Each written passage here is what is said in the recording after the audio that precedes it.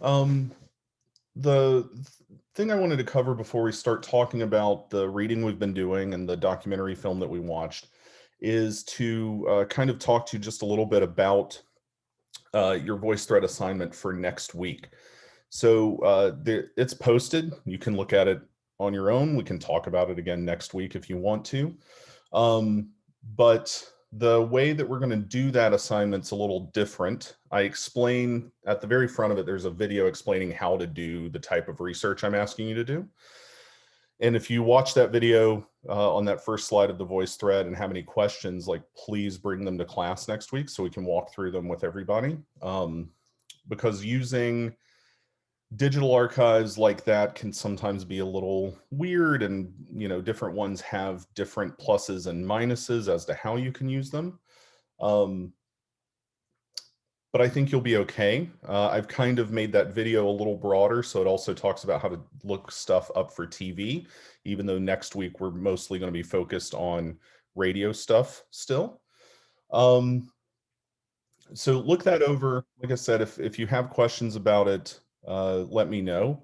But what we're going to do next week for that assignment is actually you're going to go in and edit the voice thread. I've given you all edit access, so you'll add your own slide to it and then comment on the slide, which is really simple. I'll walk you all through how to add it. If you click on edit, there's a big plus button that says add stuff, and then you just drag whatever media you want to share, a PDF copy of something, a screenshot of something, however you want to share it. And then you go in like you would normally and comment on it. Okay. So, like I said, just look at it. Let me know if you have questions, and we'll talk about it again next week before it's due. Okay. Uh, on that note, I really enjoyed getting to know y'all a little bit through the voice threads. They were, pretty typical, I think, for people who were um, kind of born toward the end of the 90s and early 2000s and kind of are familiar with that era of TV afterward. Which I'm familiar with as well. I am old, but my sister is 12 years younger than me, so she's a late 90s baby. Um, so so it was nice. I was able to keep up. One day I'm going to get to the point where I'm like, I have no idea what cartoon you're even talking about. Um, it'll be like, well, it'll be like when you read in a few weeks, like early TV shows, it'll be like, I have no idea who in the hell these sock puppets are that they're even talking about that all the kids watch. So, um, all right. So let's just kind of move in. I know that this class may seem a little weird in its structure. Part of that is because we're on Zoom, but part of it is also just the way I like to run things is to have a much more conversational, free-flowing seminar style for these sessions. I feel like that's more productive. So if you have observations or questions, you can bring them to class, have them answered, or we can talk through stuff. Um, so you might have noticed, hopefully you got through the first lecture video. It wasn't super difficult to watch the 26 minutes of it. Um, and you noticed on the last slide I said, like, bring a couple of things. We're going to talk about these things a little more in depth, or I want you to be, able to discuss them. And I'll kind of structure those videos around that as well. So we'll hit some big things, and you're welcome to talk about anything else in those lectures, and to ask questions about them. But also to have each week kind of some focused topics to kind of pick apart that kind of, in my view, drive the whole trajectory of the class. So this week, those two things we're thinking through kind of the big debate about American identity and cultural identity, and kind of the ongoing debate at the time and today of public versus private influence in broadcast media, which, if you haven't gotten the sense of yet, really is kind of like the key defining feature of American broadcast history, and really sets up American television for much of the 20th century to be quite different than every other country's TV system, which by and large, like, in the UK and China, they're all publicly funded for the most part up until like the mid 90s, early 2000s. which means they're using tax revenue to produce everything and not necessarily basing everything on commercial revenue. Okay. So more on that in just a second. The first thing I wanted to talk about is to get your thoughts on the documentary we watched. There's no real need to go into depth of like Marconi and all of those guys. There's a reason that I had you watch it, and that is that it is the traditional history of how the radio system in the US is formed, and how it becomes standardized. And that's why I wanted you to look at it, so you'd get a sense of like, this is the great man history that we're going to, break apart and kind of push back against somewhat throughout the semester. So I invite you to share your thoughts or ask questions about that documentary, or things you found interesting or hadn't heard about before or didn't know, stretched back that far, because I think a lot of early radio history tends to get glossed over in any generation's understanding of popular culture. Like when I was an undergrad and started taking classes, I certainly did not know anything about how the radio system developed into a broadcast network system. So I found all of that very fascinating. So any thoughts, questions, observations about the documentary, or about the reading that kind of in the first chapter-ish goes along with that, the first two chapters, that great man history?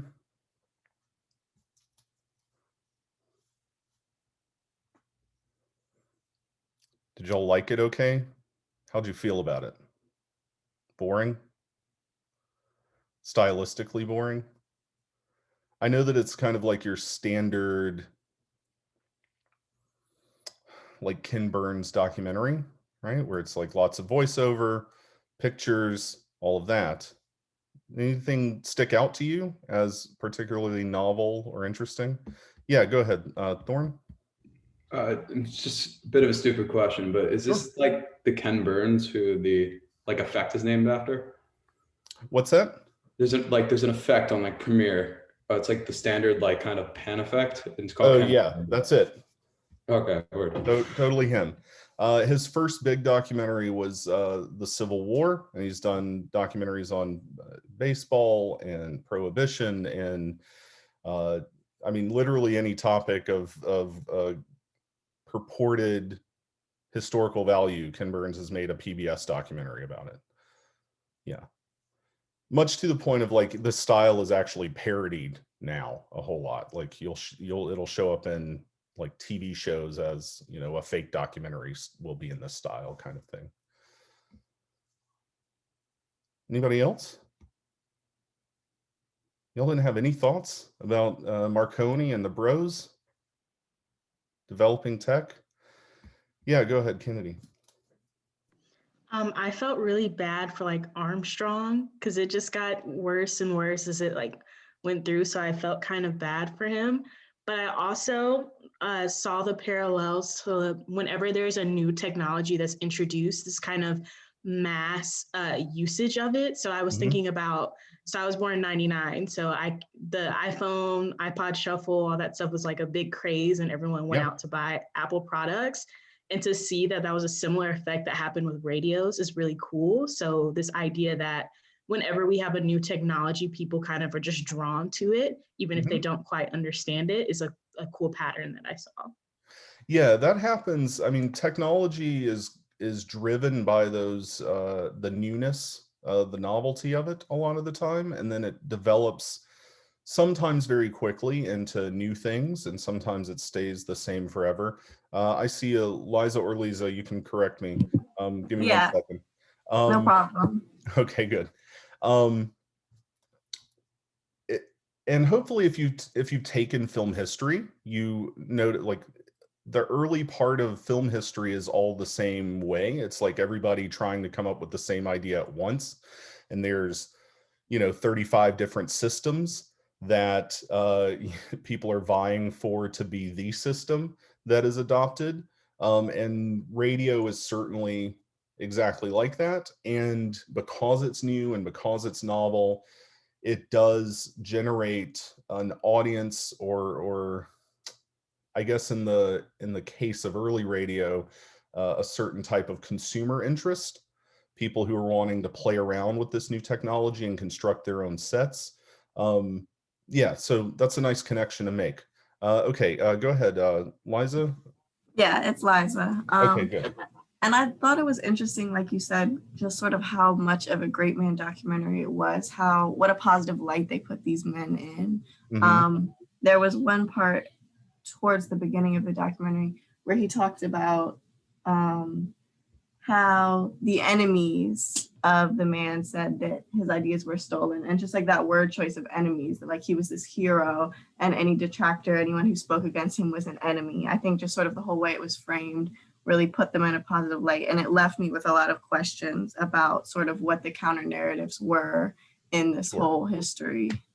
Yeah, I think that framing also can lead you to make other conclusions, which is that a lot of the times what happens to make these historical figures into great men of history and historical importance is that like they are kind of assholes and they do rip off a lot of people and take credit for things. And even if that's not how they're presented in the actual documentary, like that double meaning, I think of like, how do you become an enemy of this person? Well, there's a saying that's like, if you run into one asshole in the morning, you ran into an asshole. But if you run into assholes all day long, you're the asshole. So like, how many enemies are you making is part of this. I know I said asshole a whole lot. I'm so sorry, but you know, it's all right. I promise I won't offend you further. So yeah, it's kind of like Thomas Edison in when film was being developed as a medium. He kind of just took credit for a whole lot of stuff that wasn't him, and that certainly I think is part of the the scandal in radio and why they had so many enemies as well. Any other thoughts on the doc?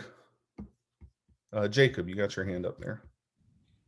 This was less on the doc and more, I guess. Well, I mean, it kind of was on part of the like Prezi that you shared, but like I found it interesting, like the start of like radio that turned into sort of like media that turned into television. It's sort of like we feel like we're really far ahead of what it was in the past time, but in reality, we kind of taken predictable steps based on that same structure that even would have arisen in like 1915. I mean, it's just like if everyone was going to the the movies like 3 times a week, let's say, like people want to then put the television in their own homes, and then they want to watch it more often, and they don't, I mean, it just sort of like didn't really think about that at first, like the transgression of like where radio started and where it all started, but it kind of all put like perspective that like made sense.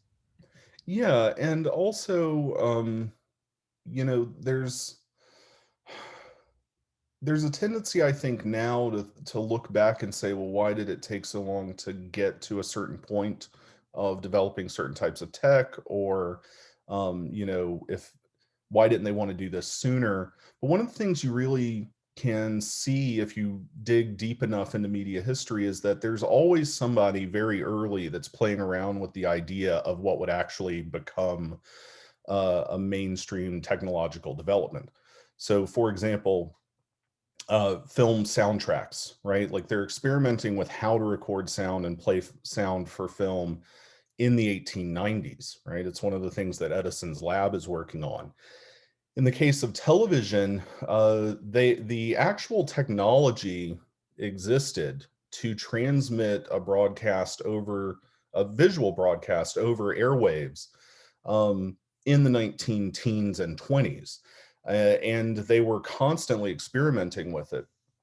But as you'll see over the next few weeks, it took a long time for that technology to become stabilized and reliable enough to be able to use it consistently.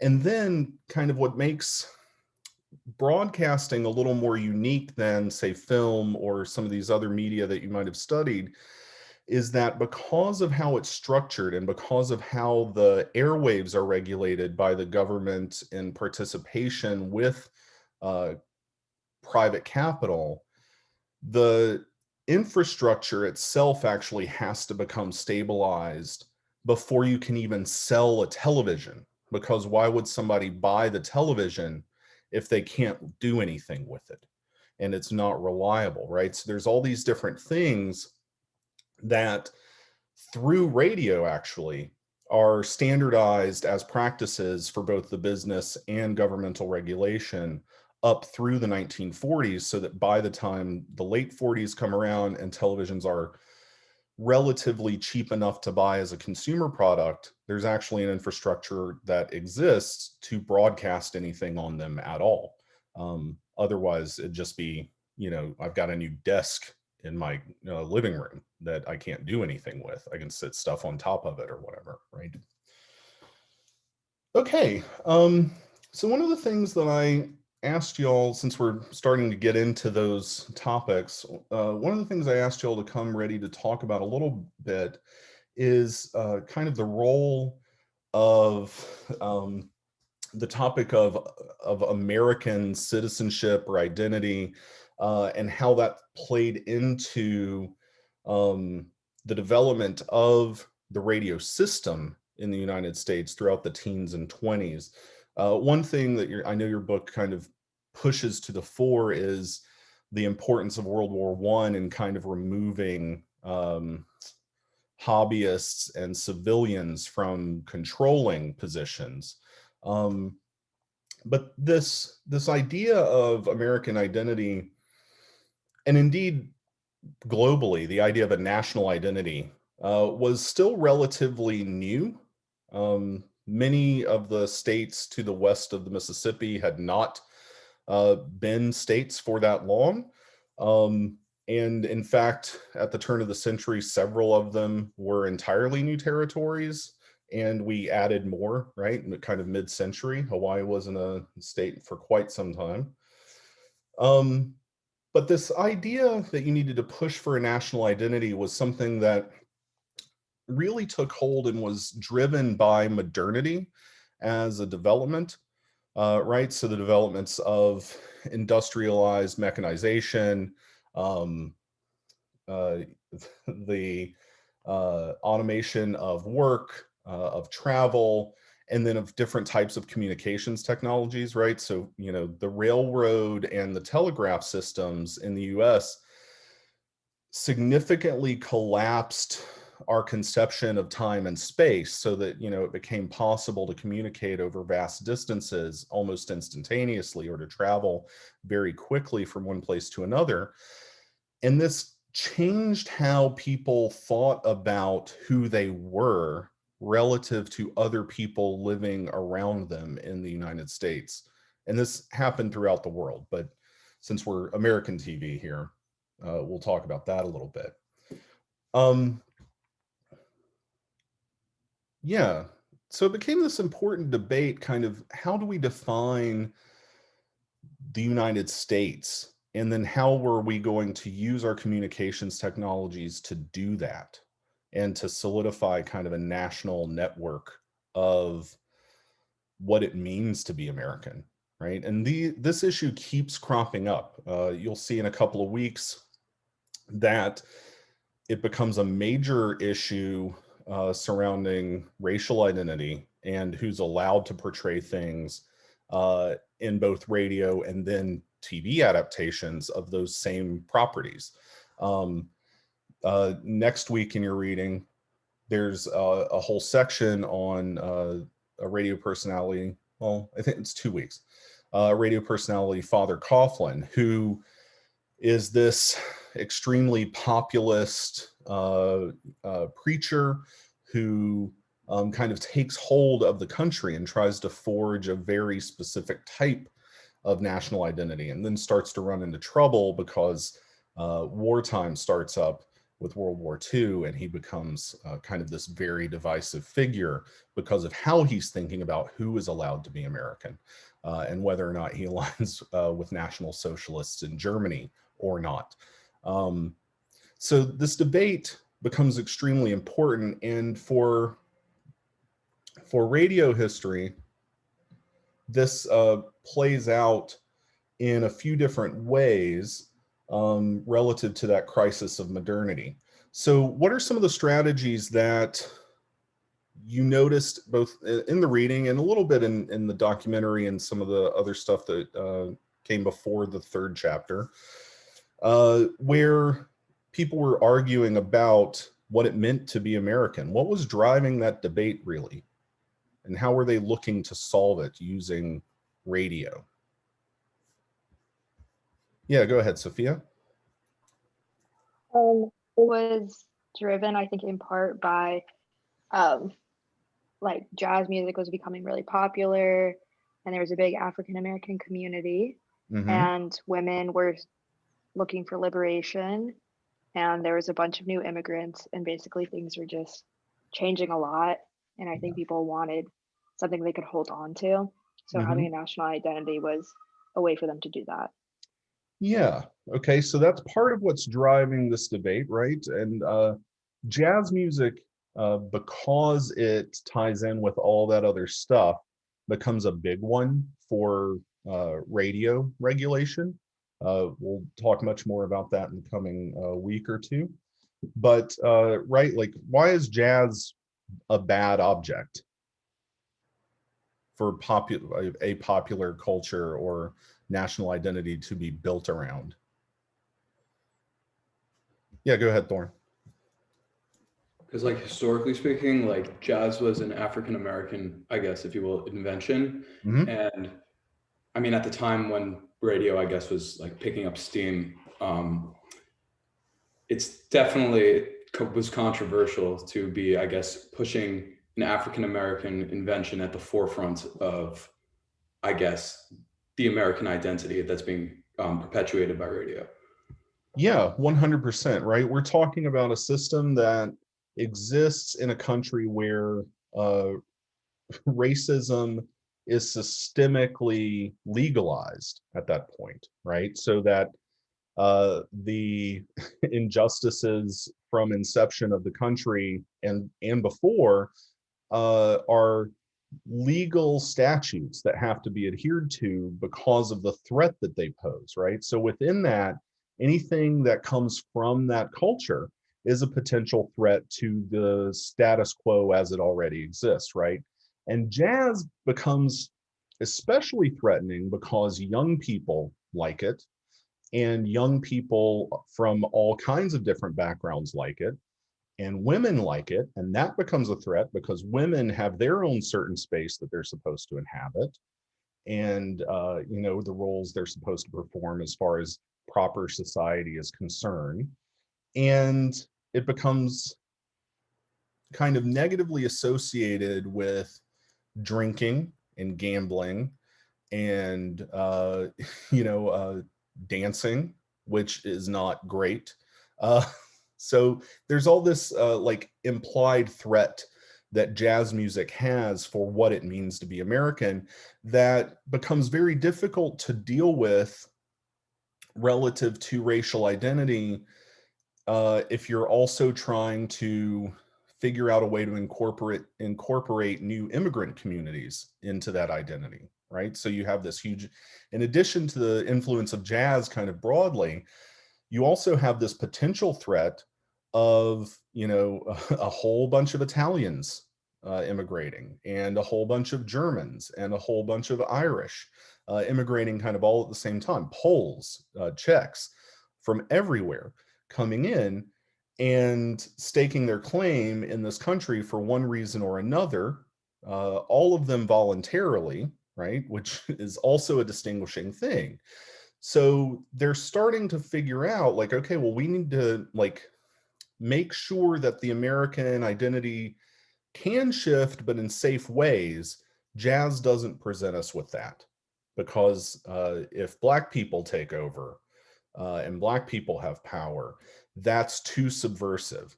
But maybe if there are ways we can incorporate these new communities into the structures of whiteness culturally, right, that presents a safe, very broad, all-encompassing definition of a society as we see ourselves, right? Somebody else had their hand up. Was it Courtney? I think I wrote down correctly. Sophia honestly talked about a lot of the points that I was going to make, and to be honest, I kind of like forget the original question, but I think I was also going to add that like in the reading it talked about Bertha Brainerd a lot, and I think that's a good example of someone who, although like she was historically marginalized as a woman, like new technology kind of gave her an opportunity to like rise through the ranks, if you will. So it was like a new way for people to, I guess, like solidify their impact and like reach an audience. Oh yeah, 100%. And she kind of, she gets talked about in your reading, but she shows back up. Bertha Brainerd sticks around for quite a long time and has a very long history in broadcasting, becoming very important for the networks once they're established. There's more on her in one of the lectures coming up, but yeah, that's one way, right? That some of this kind of, this is the American identity, these are the great men who founded the thing, that the book at least is trying to push back on that idea a little bit by pointing to these figures who are marginalized and talking about what their actual contributions were and how, without somebody like Bertha Brainerd, who knows what the radio system would have actually looked like, because she was that kind of a big of a deal. So yeah, good. And one more thing I wanted to talk about with national identity and that.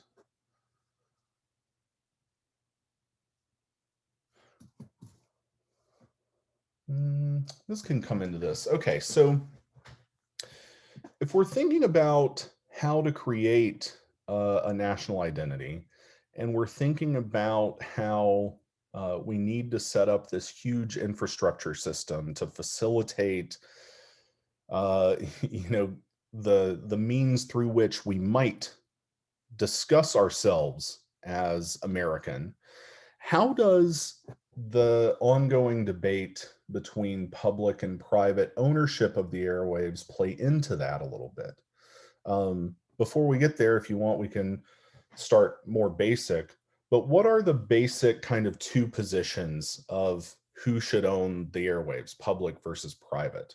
Why should the public be in control of broadcasting, or why should private corporations be in control of broadcasting? What are the different positions there? Yeah, Jonathan. I think the whole idea behind the public ownership of the radio ties into the amendment, kind of that we have freedom of speech and we can say what we want, and that the people should have the means to do that. The other argument is that it's a new medium, and since it's coming out and it's going to be so important and so many people are going to be listening, do we want to give everyone the opportunity to voice their mind? It could be dangerous. They could be saying things we don't agree with, things that can hurt our business, etc., things like that. Yeah. Right. So the fear that without any regulation or oversight, it might become too decompartmentalized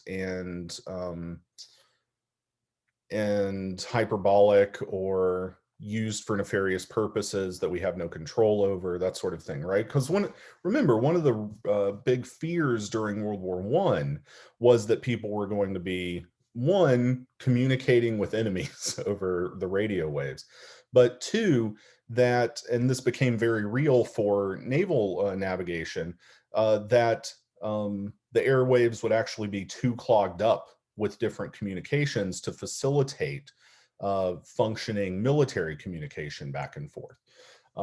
So yeah, there's all of that stuff going around. What else did we have? Anybody?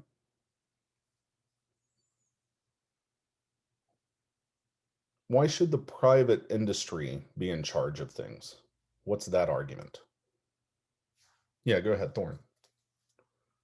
I mean, it allows for like what we're talking about, like you before, you can then regulate, I guess, what is said and subsequently push for a specific image of, I guess, American identity as part of it. But like more generally speaking, you can push for a given agenda and make it feel as if it's accessible to everybody.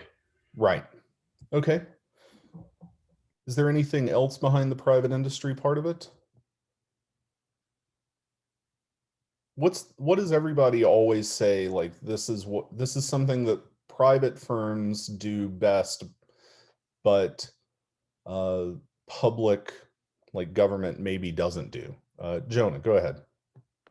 Like just in capitalism drives competition, and competition drives innovation. Right.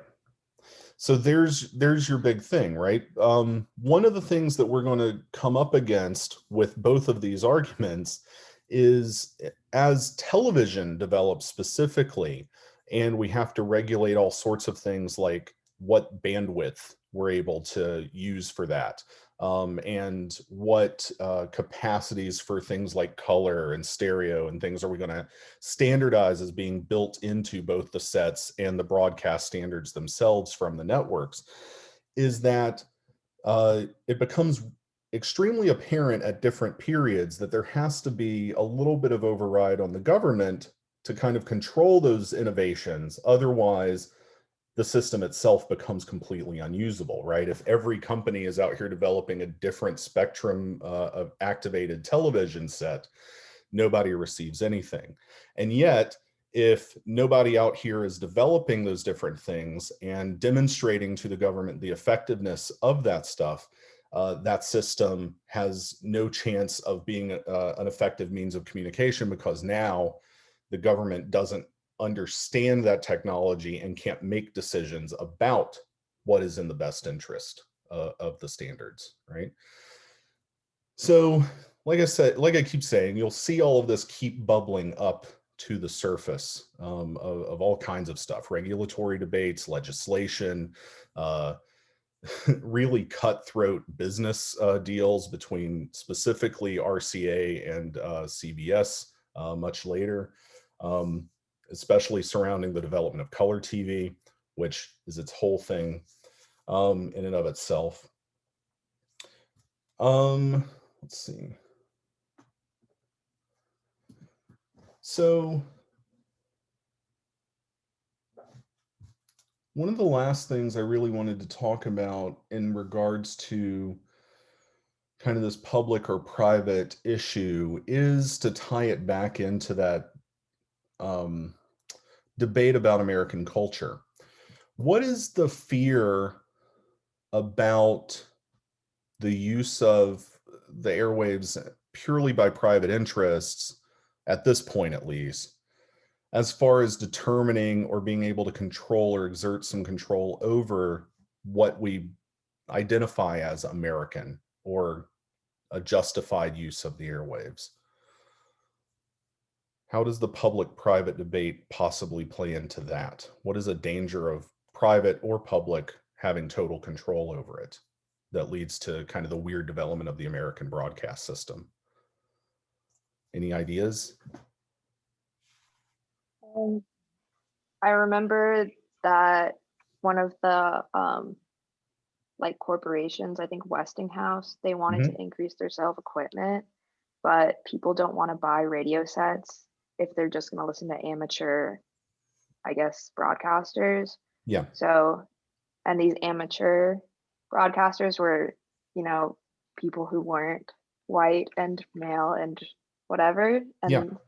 So they wanted, it's kind of both the culture war and, you know, just them wanting to make more money.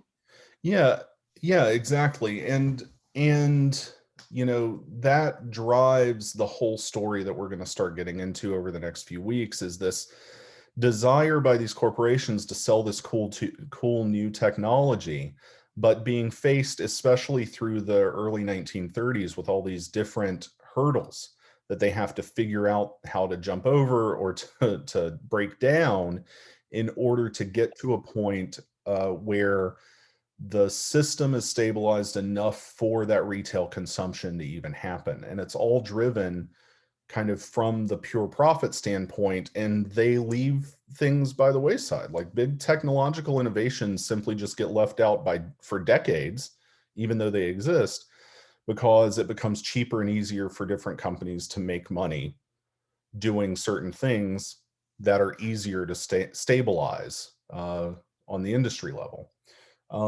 And for the government to approve and all kinds of stuff. Okay. Any other thoughts or questions or observations about any of the material this week? I know that it was a lot because it was, you know, functionally kind of glossing over 3 chapters of reading. a little more targeted for the last week, but I know that we covered a lot. Was there anything that was unclear for anybody, or that you wanted to ask a question about, or just to clarify or know more about?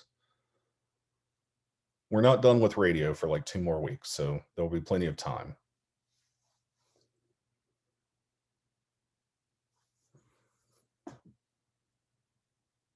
Anybody? No? Okay, well, good. Hopefully you're all on board with like kind of the basics. Things start getting crazy next week in the reading.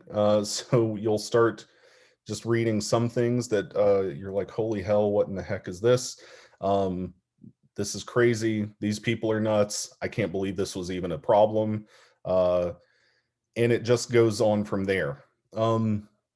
One of the things that we'll start talking about next week is how the network system starts to become the network system and what that even looks like. We'll continue talking a little more about the development of kind of the back and forth between private companies and the government as far as standards are concerned, and how that leads to the really strange system that we have in the United States. I know that I keep mentioning that it's weird and strange, but it is like very unique that we chose this route where private companies control everything that's broadcast over the airwaves, and yet we publicly own them through the government. So that the way that it works is that, you know, NBC or CBS or any of the big major broadcast networks, or any of the small ones, basically pay a license fee to the government to rent the spectrum from them that they're broadcasting at, the wavelength. And just how weird that is. And it leads to some very strange developments that are particular to US systems as far as just like what genres of shows and what those shows look like and sound like, that are quite different from literally everywhere else. So we'll start picking apart some of those differences and talking about the uniqueness of all of that next week. Anything else to ask on the recording that you think other people might know? There are no dumb questions, by the way. Feel free to ask stuff. If you have a question, there's 36, 37 of you, I think, actually registered for the class now. So, you know, somebody else probably has the same question or wants to know the same thing. Okay. All right. Well, I'm going to stop the recording.